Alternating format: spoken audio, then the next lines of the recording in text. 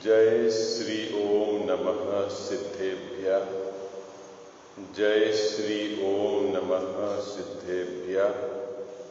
जय श्री ओम नमः सिद्धेभ्यः। ओंकार बिंदु संयुक्तम नित्यं ध्यायन्ति योगिनः कामदं मोक्षदं चैव ओंकाराय नमो नमः। मंगलम भगवान वीरो मंगलम गौतमो गणी मंगलम कुंद कुंदार्यो जैन धर्मोस्तु मंगलम सर्व मंगल मांगल्यम सर्व कल्याण कारकम प्रधानम सर्वधर्माणां जैनम जयतु शासनम जैनम जयतु शासनम जैनम जयतु शासनम। नमः श्री समयसाराय स्वानुभूत्या चकासते चित् स्वभावाय भावाय सर्वभावांतरे छिदे। इस भव के सब दुखन के कारण मिथ्या भाव तिनकी सत्ता नाश करी प्रगटे मोक्ष प्रगटे मोक्ष उपाय। जय बोलो देव शास्त्र गुरु की। मिथ्या दर्शन के संयोग से ज्ञान मिथ्या ज्ञान नाम पाता है, तो दुख के कारण में मात्र मिथ्या दर्शन को कहो, आप मिथ्या ज्ञान को भी दुख के कारण क्यों कहते हो? प्रश्न समझ में आ गया आपको? कि दुख का कारण मात्र एक मिथ्या दर्शन को कहो। मिथ्या ज्ञान को दुख का कारण क्यों कहते हो, ये बात किस लिए कहा जाता है ये समझावा है ना। और उत्तर देते हुए, समाधान देते हुए कल अपन ने 3-4 बिंदुओं पर चर्चा की थी कि सम्यक दृष्टि का ज्ञान और मिथ्या दृष्टि का ज्ञान की तरफ से कोई विशेष नहीं है, यानी कोई अंतर नहीं है। किसकी तरफ से? ज्ञान। अब उसमें क्या समझना कि जानने की शक्ति सम्यक दृष्टि के भी क्षयोपशम ज्ञान है और मिथ्या दृष्टि के भी क्षयोपशम ज्ञान है। तो ज्ञान के शक्ति, जानने की शक्ति की तरफ से तो कोई अंतर विशेष नहीं है। एक बिंदु अपन ने कल चर्चा की थी। दूसरी कि मिथ्या दृष्टि का ज्ञान और सम्यक दृष्टि का ज्ञान, यानी ज्ञान कौन सा? जो वर्तमान पर्याय में जानने की शक्ति है, जिसको बोलते हैं प्रगट ज्ञान। मिथ्या दृष्टि का प्रगट ज्ञान और सम्यक दृष्टि का प्रगट ज्ञान दोनों स्वभाव का ही अंश है। क्या चर्चा करी थी अपन ने? दोनों स्वभाव का ही अंश है। इस तरह से दोनों में कोई विशेष नहीं, अंतर नहीं। 2 बिंदु हो गए अपने अंतर के। पहला अंतर क्या? दोनों के क्षयोपशम ज्ञान है, दोनों में जानने की शक्ति है ना। इसीलिए जानने की ताकत की तरफ से तो कोई अंतर नहीं है। पहला बिंदु बाबूजी, पहला बिंदु किसका? सम्यक दृष्टि का और मिथ्या दृष्टि के, दोनों के जानने की ताकत। दोनों संगी पंचेंद्रिय है, तो दोनों के जानने की ताकत से तो कोई अंतर नहीं है। पहला बिंदु। दूसरा बिंदु, जो ज्ञान क्षयोपशम ज्ञान मिथ्या दृष्टि के वर्तमान में प्रकट है, जो क्षयोपशम ज्ञान सम्यक दृष्टि के वर्तमान में प्रकट है, दोनों ही ज्ञान का अंश है, दोनों ही स्वभाव का अंश है। और उस स्वभाव के अंश से बंध नहीं होता है ना। ये अपन बंध की प्रक्रिया में पढ़ के आए। दूसरी बात। तीसरा बिंदु कि मिथ्या दृष्टि के ज्ञान में जो जानने की प्रक्रिया है और सम्यक दृष्टि के जो ज्ञान में जानने की प्रक्रिया है, उस प्रक्रिया में भी अंतर नहीं। आई बात समझ में? प्रक्रिया समझ गए आप? कल अपन ने चित्र बनाया था दर्पण का। बाबूजी, दर्पण का चित्र, तो उसके जानने की प्रक्रिया, ज्ञान अपनी स्वयं की योग्यता से उस काल में जैसा ज्ञेय है, ज्ञेय से निरपेक्ष रहकर उस प्रकार की आकृति को बनाता है। आई बात समझ में? किसका ज्ञान? मिथ्या दृष्टि का हो या सम्यक दृष्टि का हो, दोनों के ज्ञान में जानने की प्रक्रिया उसमें विशेष नहीं है। तो इन तीन बातों को अपन को पहले यहां लेना है, जो पहली पंक्ति में यहां टोडरमल साहब ने समाधान किया। देखो पढ़ते हैं अपन। ज्ञान ही की अपेक्षा, पेज नंबर 94, ज्ञान ही की अपेक्षा मिथ्या दृष्टि और सम्यक दृष्टि के क्षयोपशम से हुए यथार्थ ज्ञान में कुछ विशेष नहीं है। मुकेश जी भाई साहब, किसकी अपेक्षा से? ज्ञान की अपेक्षा से। सम्यक दृष्टि क्षयोपशम ज्ञान से यथार्थ जानता है, मिथ्या दृष्टि क्षयोपशम ज्ञान से यथार्थ नहीं जानता है। ये अंतर है, लेकिन क्षयोपशम ज्ञान की तरफ से देखें तो दोनों में कोई अंतर नहीं। बात समझ में आ गई आपको? ये कहना चाह रहे हैं बाबू जी, क्या कहना चाह रहे हैं?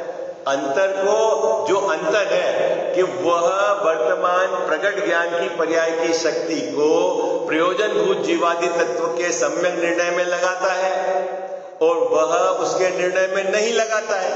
मिथ्या दृष्टि जीवादि सात तत्व के सम्यक निर्णय में नहीं लगता है और सम्यक दृष्टि सम्यक निर्णय में लगाता है। ये अंतर होने पर भी जानने की शक्ति की तरफ से देखा जाए, ज्ञान की तरफ से देखा जाए तो दोनों में कोई अंतर नहीं। बात पकड़ में आ गई आपको? ये तो पहला बिंदु है। अब दूसरी बात यहां जो कही है, वह ज्ञान, कौन सा ज्ञान? जो प्रगट पर्याय में है, किसके? मिथ्या दृष्टि के और सम्यक दृष्टि के, वह ज्ञान, क्योंकि वह स्वभाव का ही अंश है। तो वह जब केवल ज्ञान प्रकट होगा तो स्वभाव में से ही केवल ज्ञान की पर्याय निकलेगी, इसलिए वह ज्ञान केवल ज्ञान में जा मिलता है। क्या बात पकड़ में आ गई आपको? है ना? अभी ये समझना, वो जो क्रोध, मान, माया, लोभ, ये तो क्या है? चारित्र गुण का विकारी परिणाम है। ठीक है? वह स्वभाव का अंश नहीं है। स्वभाव कैसा है अपना? क्षमा, मार्दव, आर्जव, ये तो हमारा स्वभाव है। और ये जो है क्रोधादि भाव, मुकेश जी भाई साहब, क्या है? ये औपाधिक भाव है, विकारी भाव है, ये स्वभाव नहीं है। लेकिन जो वर्तमान क्षयोपशम ज्ञान प्रकट है वह स्वभाव का ही अंश है, इसमें विकार नहीं। बात समझ में आई भाई साहब? अंतर समझ में आ रहा है आपको? ज्ञानावरण के क्षयोपशम और चारित्र गुण के उदय में, दोनों में क्या अंतर है? समझ में आया? ये चारित्र गुण के उदय मतलब दर्शन मोह का उदय और चारित्र मोह का उदय। तो चारित्र मोह के उदय में क्या होते हैं बाबूजी? क्रोधादि भाव होते हैं, कसाय भाव होते हैं, है ना, शुभ अशुभ भाव होते हैं, पाप पुण्य के भाव होते हैं। किसमें होते हैं मुकेश भाई साहब पाप पुण्य के भाव? अरे भाई बहुत थोड़ा सा क्या है, अपन ने शुरू से पढ़ाई गलत कर रखी है ना, इसलिए गड़बड़ है। ये जो पाप पुण्य के भाव, ये क्या है भैया? पाप और पुण्य, इसके भाव, ये क्या है? विकारी भाव। इसका नाम दूसरा क्या है? विकारी भाव। विकारी भाव मतलब स्वभाव नहीं है।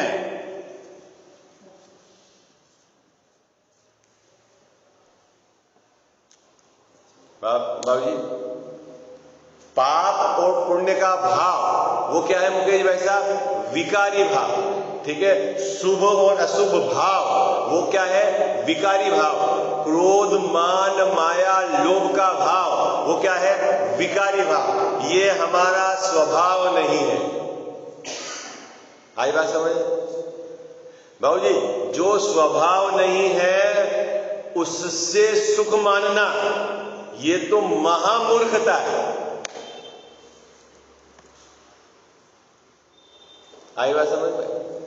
आगे यहाँ पर टोडरमल साहब स्पष्ट करेंगे, जब वो पंक्ति आएगी तभी मैं स्पष्ट करूंगा। अभी इस पे अपन चर्चा 5-10 मिनट बाद करते हैं। अभी तो मुद्दा क्या है कि ये जो चारित्र गुण का विकारी परिणमन, ये है जीव का स्वभाव नहीं है। अब जब जीव का स्वभाव नहीं है तो जब निर्मल पर्याय प्रकट होगी चारित्र गुण की, उसमें ये नहीं होंगे।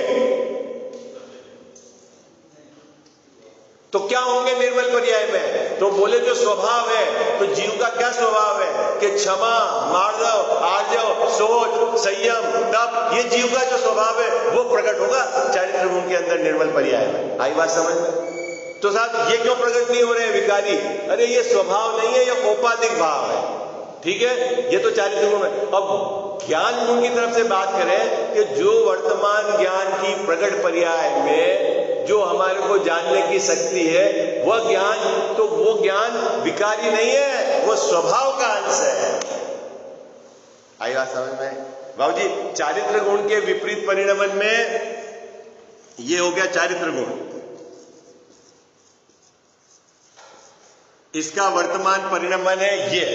और ज्ञान गुण के अंदर जो वर्तमान में परिणमन में है क्षयोपशम ज्ञान, तो ये जो क्षयोपशम ज्ञान है इसमें विकार नहीं है, ये स्वभाव का अंश है। और जब हमारा ज्ञान का पूरा विकास होगा तो ये स्वभाव वो ही वहां पर प्रकट होगा।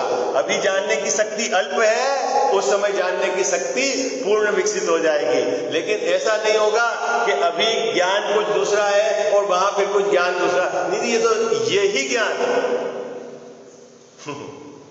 इसलिए क्या है, ये जो वर्तमान ज्ञान किसमें जाके मिलता है? केवल ज्ञान में जा मिलता है। आई बात समझ में? क्या बात समझ में आई आपको? है? लेकिन ऐसा मत घटा देना कि ये जो मिथ्या चारित्र है वो यथाख्यात चारित्र में जाके मिलता है, ऐसा मत घटा देना। आई बात समझ में? बाबू जी, अंतर समझ में आया आपको? है? क्यों नहीं मिलता है? क्योंकि इस चारित्र गुण का जब विकारी परिणमन है वह औपाधिक भाव है, और ज्ञान गुण का क्षयोपशम है वो औपाधिक भाव नहीं, स्वभाव का अंश है। बराबर पकड़ में आई आपको बात? अंतर समझ में आ रहा है रितु भाभी जी? क्या अंतर है? 3 गुण है, 3 गुण, श्रद्धा, ज्ञान और चारित्र। श्रद्धा का अभी विकारी परिणमन है मिथ्या श्रद्धा। निर्मल परिणमन होगा तब वो मिथ्या नहीं रहेगी, वो सम्यक हो जाएगी। ठीक है? और चारित्र गुण का विकारी परिणमन वो क्या है? क्रोध, मान, माया, लोभ का भाव, जो पाप पुण्य का भाव होता है ना, ये हमारा विकारी परिणमन है। आई बात समझ में? मुकेश भाई साहब, चाहे पाप का भाव हो चाहे पुण्य का भाव हो, दोनों मेरे स्वभाव भाव नहीं है। इन दोनों के आधार से धर्म मानना महामूर्खता है।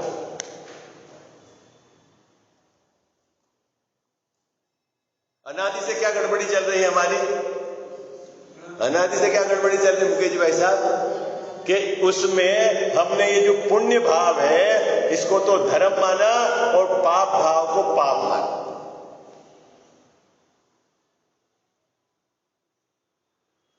आचार्य देव कह रहे हैं कि ये दोनों विकारी भाव है, और जब तेरे आत्मा का निर्मल परिणमन होगा, धर्म प्रकट होगा, तब ये दोनों भाव नहीं होंगे। क्योंकि विकारी भाव के अभाव का नाम तो धर्म है।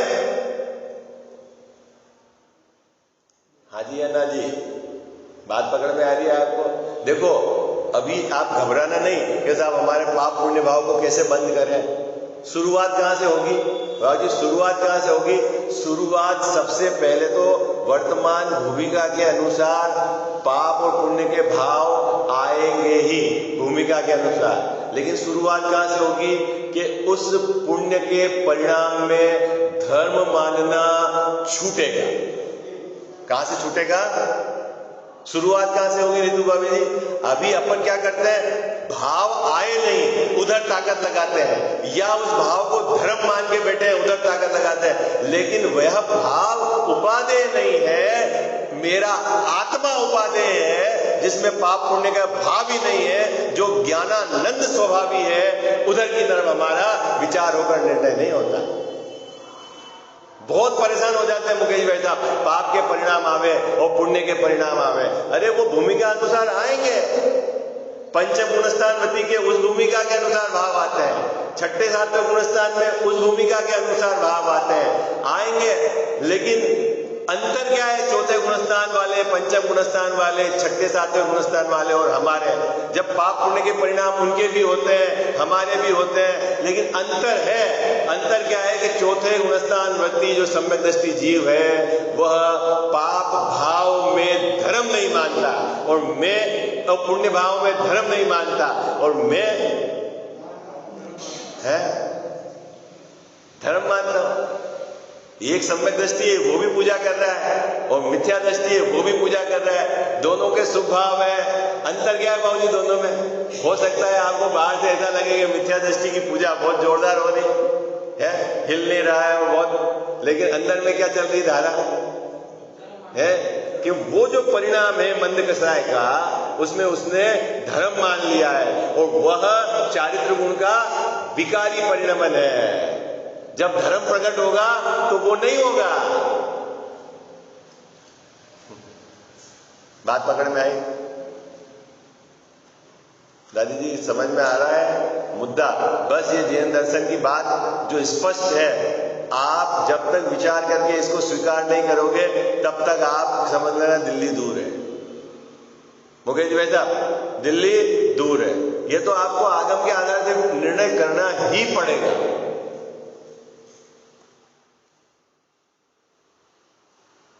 चिपकना नहीं है अपने को बाबूजी, किससे? उस पुण्य परिणाम से। वो भूमिका अनुसार आएगा, और पाप का परिणाम आवे तो घबराना भी नहीं।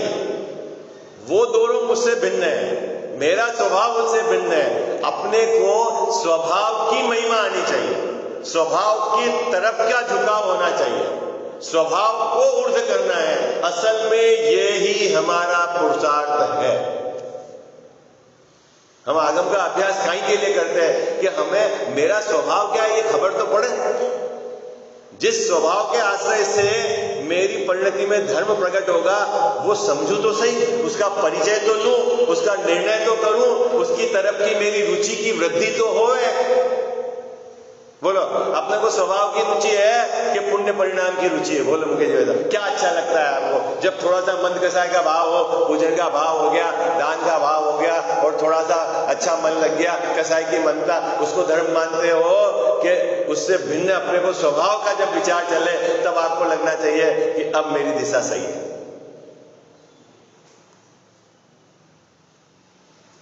फर्क समझ में आ रहा है आपको?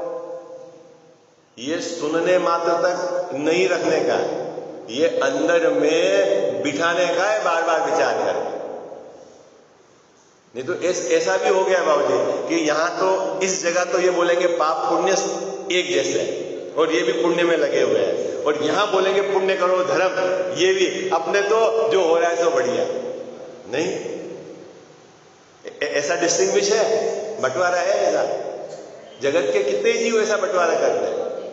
मैं बताता हूं, मेरे से कितने ही लोगों ने भी चर्चा करी, बोले अपने को क्या करना है, ये पुण्य में धर्म माने तो चलने दो, और ये नहीं माने तो चलने दो, अपने को क्या करना है? तो भाई तेरे को आत्मकल्याण करना है कि नहीं करना है? और तेरे को जब आत्मकल्याण करना है तो तेरे को ये निर्णय करना पड़ेगा कि कौन बात सही कह रहा है। जब तक निर्णय सही नहीं होगा तब तक श्रद्धा सही नहीं होगी। फिर क्या करना है साहब बाबूजी? जो आगम के आधार से बात कहे उस बात पर विचार करना है मेरे को, और जो आगम के विरुद्ध बात कहता है, ठीक है साहब, वहां मध्यस्थ रह जाओ। क्या करना है बाबूजी? मध्यस्थ समझ गया आप बाबूजी? इग्नोर है। लेकिन चक्कर क्या है कि जब स्वयं ही सही निर्णय नहीं करता, खुद डावाडोल है, तो फिर कैसे काम चलेगा? हाँ साहब ये बात तो सही है लेकिन करना तो ये पड़ेगा, मुकेश भाई साहब बात तो सही है करना तो ये पड़ेगा, और आचार्य देव बार बार समझा रहे कि तू कर नहीं सकता है और तू ये मान रहा है, ये तेरी विपरीतता है। हाँ हाँ ये तो ठीक है, लेकिन इसका मतलब है उन आचार्य देव की पूरी बात मैंने उड़ा दी। भैया ये गलती मत करना, आपके मन में कोई द्वैत हो कि कोई दूसरा तरीका होगा सुखी होने का, तो बिल्कुल है नहीं। आपको वस्तु स्वरूप के अनुसार ही अपने ज्ञान में निर्णय लेना पड़ेगा, तभी श्रद्धा सम्यक होगी और तभी अपनी परिणति में धर्म प्रकट होगा। उसके अलावा कोई तरीका दूसरा है नहीं। आज मानो, काले मानो या अनंत काल के बाद मानो, मानना तो आपको यही पड़ेगा। क्या पड़ेगा? कि पाप और पुण्य दोनों विकारी भाव है और मेरा स्वभाव उससे भिन्न है, इनका आश्रय लूंगा तो कभी सुखी नहीं हो सकता। स्वभाव के आश्रय से ही मेरी परिणति में धर्म प्रकट होगा। बात समझ में आई? हाँ जी या ना जी? हाँ। अब यहां क्या कह रहे हैं कि वह ज्ञान, कौन सा ज्ञान भैया? जो क्षयोपशम ज्ञान मिथ्या दृष्टि के है, सम्यक दृष्टि के है, स्वभाव का अंश है, वही ज्ञान चूंकि स्वभाव का अंश है इसलिए वो केवल ज्ञान में भी जा मिलता है, और स्वभाव का अंश नहीं होता तो फिर केवल ज्ञान निर्मल पर्याय में कैसे जाता? ये बात समझ में आ गई? ये पंक्ति समझ में आ गई आपको? अब आ गया उदाहरण दिया, जैसे नदी समुद्र में मिलती है ना, इसीलिए ज्ञान में कुछ दोष नहीं है। बाबूजी किसके ज्ञान में कुछ दोष नहीं है?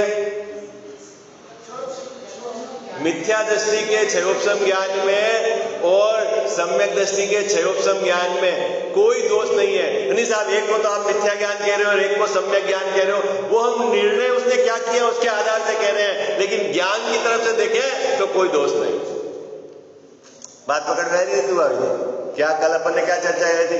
मिथ्या दृष्टि वर्तमान ज्ञान में सम्यक निर्णय करना चाहे तो कर सकता है कि नहीं कर सकता है? बाबूजी वर्तमान मिथ्या दृष्टि अपने वर्तमान क्षयोपशम ज्ञान में, अभी हम यहाँ जो बैठे हैं, हम सबका कौन सा ज्ञान है बाबूजी? क्षयोपशम ज्ञान है। संगी पंचेंद्रीय जीव है, हमारे में निर्णय करने की वर्तमान ज्ञान में शक्ति है, तो हम भले ही हमारा ज्ञान मिथ्या है, क्योंकि दर्शन मिथ्या दर्शन के साथ रहने वाला ज्ञान मिथ्या है, लेकिन हम ये निर्णय तो कर सकते हैं कि पाप और पुण्य एक समान है, दोनों विकारी भाव है, और मैं ज्ञानानंद स्वभावी हूं और मेरे स्वभाव के आश्रय से धर्म प्रकट होता है। देह की क्रिया जड़ की क्रिया है। बोलो ये निर्णय कर सकते हैं कि नहीं कर सकते हैं? तो कौन से ज्ञान निर्णय कर रहा है? वर्तमान का मिथ्या ज्ञान। इसका मतलब है निर्णय तो सही कर सकता है ना, तो ज्ञान में कुछ दोष नहीं है। बात पकड़ में आ रही भैया? आई बात है। एक तरफ तो कहा ज्ञान में दोष है, क्यों दोष है वो भी अभी बताएंगे इस पैराग्राफ में। अभी यहां कह रहे हैं कि कोई दोष नहीं है। दोष क्यों नहीं है? कि वो निर्णय कर सकता है ना। कर सकते हैं कि नहीं कर सकते? बोलो निर्णय। देखो लौकिक निर्णय भी करते हो आप, बहुत बारीकी से विचार।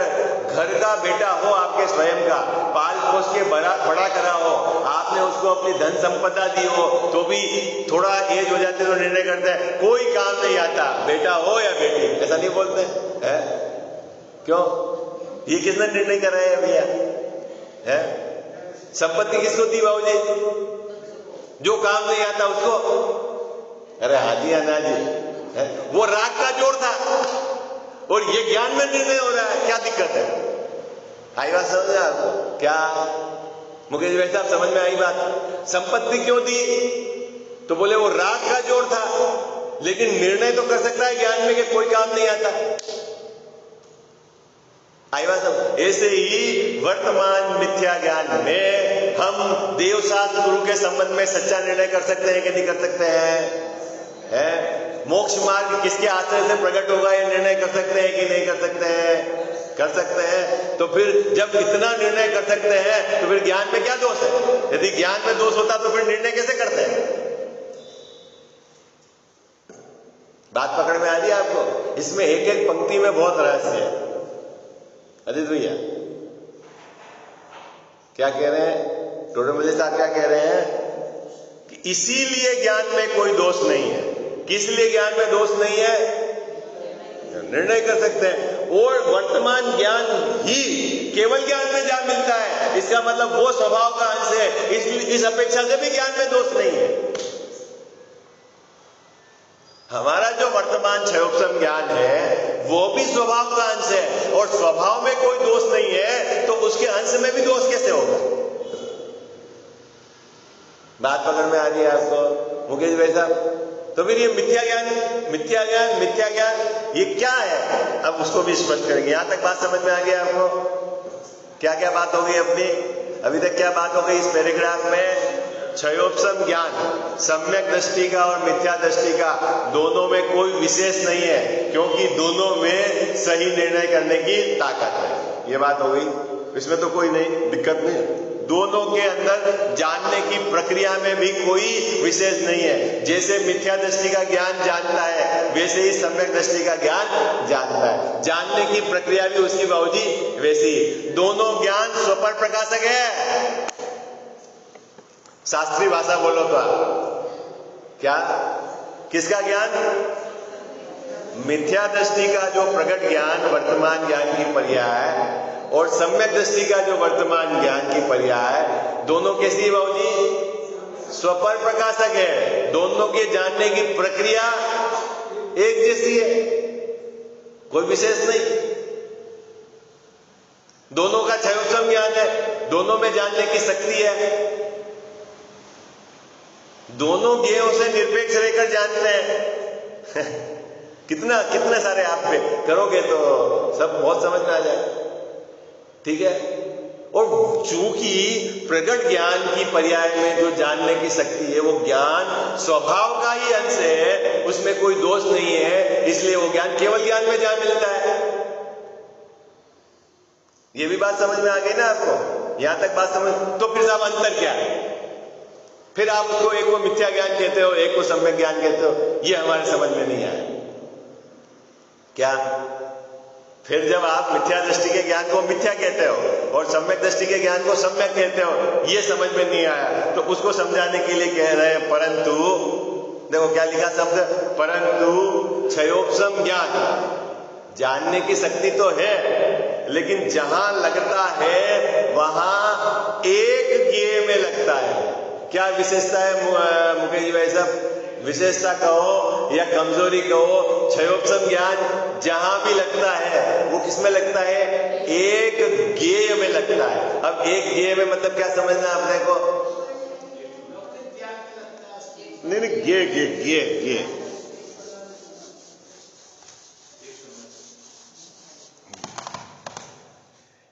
ज्ञेय में लगता है, एक ज्ञेय में लगता है। ठीक है? एक तरफ तो है एक ज्ञेय तो अपना आत्मा, और दूसरी तरफ एक ज्ञेय अन्य पर पदार्थ द्रव्य, और ये क्षयोपशम ज्ञान एक ज्ञेय में लगता है, चाहे तो यहां लगेगा चाहे तो यहां लगेगा। समझ में आ गया आपको? क्षयोपशम ज्ञान मुकेश भाई साहब कहां लगता है? एक ज्ञेय में लगता है, एक साथ दोनों जगह नहीं लगता। ठीक है? अब ये अन्य ज्ञेय तो अनंत है, तो उसमें भी एक एक में लगे, वो जाने दो, लेकिन या तो आत्मा में लगेगा या आत्मा को छोड़कर अन्य जगह लगेगा। आई बात समझ में? क्या क्षयोपशम ज्ञान क्या है, कैसा है बाबू जी? क्षयोपशम ज्ञान कैसा है? या तो आत्मा में लगेगा या आत्मा को छोड़कर अन्य में लगेगा। अन्य में सब घटा लेना, अनंत जो पर पदार्थ है। या तो सात तत्व के निर्णय में लगेगा या सात तत्व के निर्णय को छोड़कर अन्य में लगेगा, या तो देव सात गुरु के निर्णय में लगेगा या उसको छोड़कर अन्य में लगेगा। इंजीनियरिंग करेगा, डॉक्टरी करेगा, फैक्ट्री, ये वो सब किसमें गिन लेना? किसमें गिन लेना? अन्य। दो बंटवारे हो गए मुकेश भाई साहब। एक तरफ तो हाँ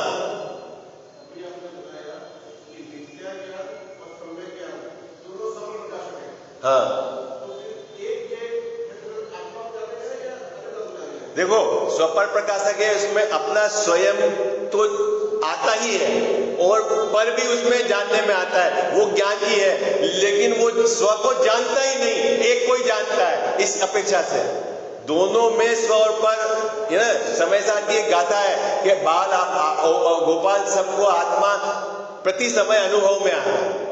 ये बात कहने के बाद आचार्य देव ने कही, लेकिन उसकी तरफ का उसको रुझान झुकाव जाना ही नहीं है, तो वो अनुभव में आया नहीं आया, उसका कोई स्वभाव तो है। वो स्वभाव की तरफ से बात की, ज्ञान पर्याय का जो स्वभाव स्वपर प्रकाशक है। लेकिन जैसे अभी आपको दांत का स्वाद पता है, आपको दांत का स्वाद पता है, आपके स्वाद नहीं आ रहा दांत का? अरे दांत का स्वाद, जब ये जीवान यहां है तो 24 घंटे स्वाद आ रहा है, लेकिन आपने आज तक दांत का स्वाद लिया है? जब आप रसगुल्ला खा रहे हो तब भी दांत का स्वाद था कि नहीं था? क्यों नहीं लिया? कि उधर की तरफ का उपयोग करके उसकी अपन ने, तो उस अपेक्षा से यह बात चल रही है ना? बात पकड़ में आई?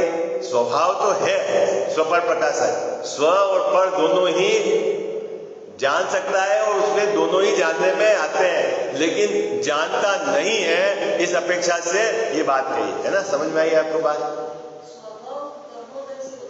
स्वभाव नहीं होता कर्मोदय से, स्वभाव में कोई अपेक्षा नहीं लगती। वो ये बहुत स्पष्ट आप समझ लेना, जीव के स्वभाव में किसी की भी अपेक्षा नहीं लगती। यदि अपेक्षा लगे तो वो स्वभाव नहीं है, स्व यानी स्वयं से बना हुआ। क्षयोपशम ज्ञान में ज्ञान का कितना विकास हुआ है वो क्षयोपशम है, अंदर ज्ञान उसमें कोई क्षयोपशम नहीं पड़ता है। आई बात समझ? देखो, एक इतना ज्ञान ढका हुआ है, इतना ज्ञान उगाड़, तो ये कितना उगड़ा हुआ है ये क्षयोपशम है, लेकिन इस ज्ञान में कोई क्षयोपशम नहीं है।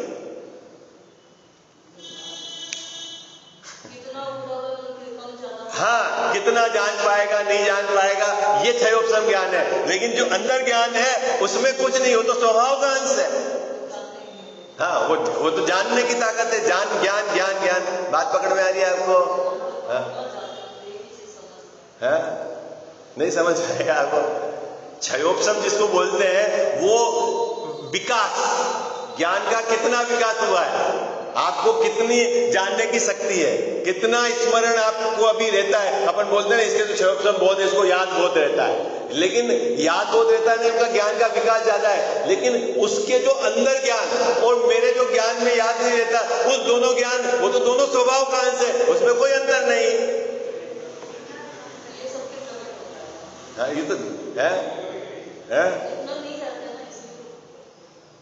ये प्रगट ज्ञान तो सबके रहता है, जितने भी जीव हैं उनके क्षयोपशम ज्ञान नियम से रहता है। और टोडरमल जी साहब ने कहा है, यदि ये ज्ञान जीरो हो जावे तो फिर इस जीवत्व उसकी पहचान ही खत्म हो जाएगी कि ये जीव है। आई बात समझ में? आप 5 प्रकार की चीजें अपन ने चर्चा करी थी ना, कि अनादि से कौन है? मैं अनादि से हूं, कर्म का बंध भी मेरे को अनादि से है, और उदय भी मेरे को अनादि से चल रहा है, मेरे में भगवान बनने की शक्ति भी अनादि से है, और वर्तमान मेरी ज्ञान की पर्याय में जानने की प्रकट शक्ति वो भी अनादि से है। कितनी चीजें हो गई, सब अनादि सिद्ध करके आए ना। बात समझ में आ रही है आपको? क्या बात समझ में आ रही है? कठिन तो नहीं हो गया? क्योंकि ये सब आपको सिस्टम समझना पड़ेगा। क्षयोपशम मतलब विकास, लेकिन अंदर क्या है? देखो एक बात, आपको बाबूजी एक कटोरी में रस दिया और हरिजिया जी को एक गिलास में रस दिया, तो दोनों को रस देने में अंतर तो है ना? अरे बोलो, है अंतर। उनको कटोरी में दिया, इनको गिलास में दिया, तो अंतर दिख रहा है आपको। इनको कम दिया, उनको ज्यादा दिया, लेकिन रस की तरफ से देखा जाए तो दोनों में कोई अंतर नहीं, वो तो रस है, रस का है। बात पकड़ में? ऐसे ही क्षयोपशम में अंतर है, लेकिन अंदर उसमें कोई अंतर नहीं। बात पकड़ में आ गई आपको? समझ में आ रही है नहीं आ रही है? हाजी अना जी भाई है नहीं? अच्छा, देखो अपनी तो नित्य की सभा है, जल्दी जल्दी अगर दुड़ाए मिसाए और आपको बात ही पकड़ में नहीं आए तो क्या करना है? अपने को ऐसा तो है ही नहीं कि इतने समय में ग्रंथ पूरा करना है? बात समझ में आनी चाहिए। जब आपको एक तरह से बात पकड़ में आ जाएगी तो अन्य ग्रंथ का जब आप अभ्यास करेंगे तो आप उस एंगल से सोचेंगे तो आपको वहां स्पष्टीकरण होता जाएगा। और यदि बात ही समझ में नहीं आई तो सिर्फ पढ़ पढ़ के छोड़ दिया, ज्यादा से ज्यादा याद कर लेंगे, भाव भाषण नहीं होगा, और भाव भाषण नहीं होगा तो रुचि क्रिएट नहीं होगी, रुचि क्रिएट नहीं होगी तो अपनी दिशा तो वो ही रहेगी जो विपरीत, और एक याद हो गया उसका अहंकार और सिर पे चढ़ जाएगा। चले आगे। अभी यहां क्या कह रहे हैं, परंतु वह क्षयोपशम ज्ञान, कौन सा क्षयोपशम ज्ञान, जो मिथ्या दृष्टि और सम्यक दृष्टि की पर्याय में प्रकट है, वो क्षयोपशम ज्ञान, उसकी क्या लिमिटेशन है कि वो एक ज्ञेय में लगता है। चाहे तो वो आत्मा में लगेगा, चाहे आत्मा को छोड़कर अन्य द्रव्यों को जानने में लगेगा, चाहे तो वो देवशास्त्र गुरु के निर्णय में लगेगा या उसको छोड़कर अन्य करने में लगेगा, चाहे वो 7 तत्वों को जानने में लगेगा या उसको छोड़कर अन्य, एक में लगेगा। ये कह रहे हैं इस पंक्ति में, देखो, परंतु क्षयोपशम ज्ञान जहां लगता है वहां एक ज्ञेय में लगता है। ठीक है, अब क्या कह रहे हैं, और इस मिथ्या दर्शन के निमित्त से, निमित्त मतलब बाबूजी क्या, मिथ्या दर्शन ज्ञान को पकड़कर अन्य ज्ञेयों में लगाता हो ऐसा नहीं, मिथ्या दर्शन उपस्थित है और ज्ञान क्या करता है, मिथ्या दर्शन की उपस्थिति में वह ज्ञान अन्य ज्ञेयों में तो लगता है लेकिन प्रयोजनभूत जीवादि तत्व जानने में नहीं। मुकेश जी वैसा क्या कह रहे हैं यार, मिथ्या दर्शन का निमित्त मतलब मिथ्या दर्शन, देखो एक बात और समझना, प्रत्येक गुण स्वतंत्र है, प्रत्येक गुण का परिणमन स्वतंत्र है। निमित्त का है मतलब उपादान नहीं का, उपादान नहीं का है। ज्ञान का जानने का काम अपनी योग्यता से होगा, मिथ्या दर्शन तो वहां निमित्त है। आई बात समझ में, ज्ञान अपना काम करेगा, श्रद्धा अपना काम करेगा, चारित्र अपना काम करेगा, अनंत गुण है, सभी अपना अपना काम करते हैं, उनका अपना अपना परिणमन है और एक एक पर्याय की अपनी स्वयं की सत्कारक योग्यता है, सब अपने उससे काम होता है। ये तो आपको पहले अच्छे से वस्तु स्वतंत्रता समझनी है। ये निमित्त कथन है। निमित्त कथन मतलब वह है तो वह है ना, उसकी उपस्थिति। अभी यहां एक मार्मिक, इस पंक्ति के बाद एक मार्मिक प्रश्न खड़ा होता है। पहले इस पंक्ति को मैं पढ़ता हूं।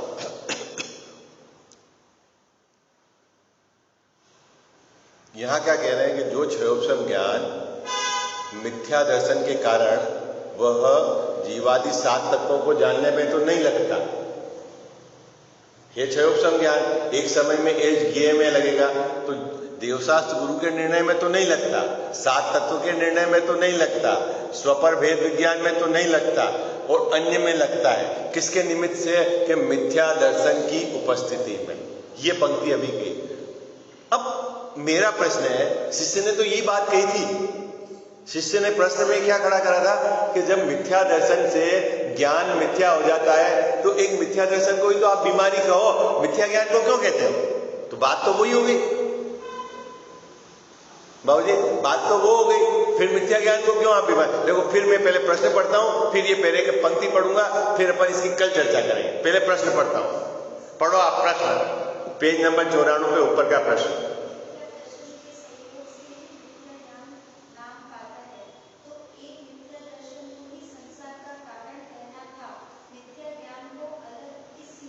प्रश्न समझ में आ गया मुकेश जी ऐसा?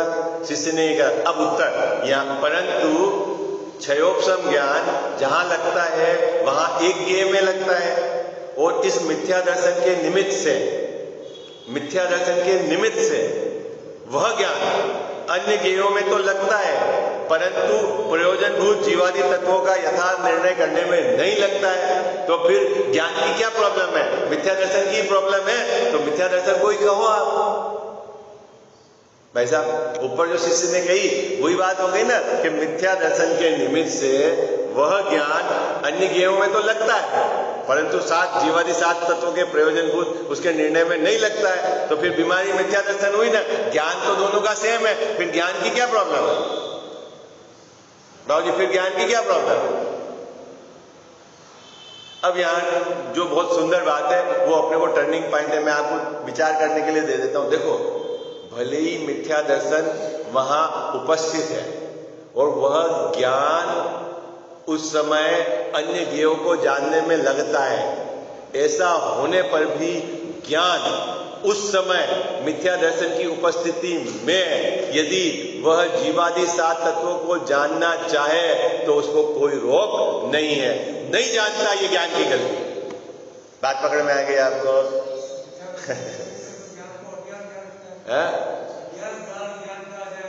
हाँ, वो तो मिथ्या दर्शन के निमित्त से कहते हैं। वो अभी सब आगे अज्ञान कुज्ञान ये किसको कहते हैं वो सब आगे बता रखा है कि अंतिम पंक्ति में अपन उसको स्पष्ट करेंगे। अभी क्या बात चल रही है अपने को? मिथ्या दर्शन के निमित्त से वह ज्ञान अन्य जीवों में तो लगता है लेकिन आत्मा में नहीं लगता, जीवादि सात तत्वों को जानने में नहीं लगता। अब प्रश्न ये है तो फिर तो मिथ्या दर्शन की प्रॉब्लम रही। लेकिन एक बात अपने को यहां अच्छे से समझनी है कि चूंकि उस ज्ञान की निर्णय करने की शक्ति है सही और गलत की, और वो निर्णय करे कब भैया? मिथ्या दर्शन भले है, वो यदि जीवादि सात तत्वों का निर्णय करे तो उसको कोई रोक नहीं है। जैसे अभी हमारे मिथ्या दर्शन है और उसके बाद भी यदि हम सात तत्वों का विचार करें तो कोई रोक नहीं है। देह और आत्मा की भिन्नता का विचार करें दादी जी तो कोई रोक नहीं है। राग और आत्मा ज्ञान में भिन्नता का विचार करें तो कोई रोक नहीं है। कर सकते हो। कब कर सकते हो? भले ही मिथ्या दर्शन है तब भी आप ये काम कर सकते हो। ऐसा होने पर भी नहीं करता, ये ज्ञान का दोष है। शक्ति कर सकते हो आप। अभी आप स्वाध्याय करके चिंतन करके निर्णय कर सकते हो। मिथ्या दर्शन भले ही है लेकिन निर्णय तो कर सकते हो आप आगम के आधार से। बाबूजी कर तो सकते हो ना आगम के आधार से निर्णय, लेकिन नहीं करता।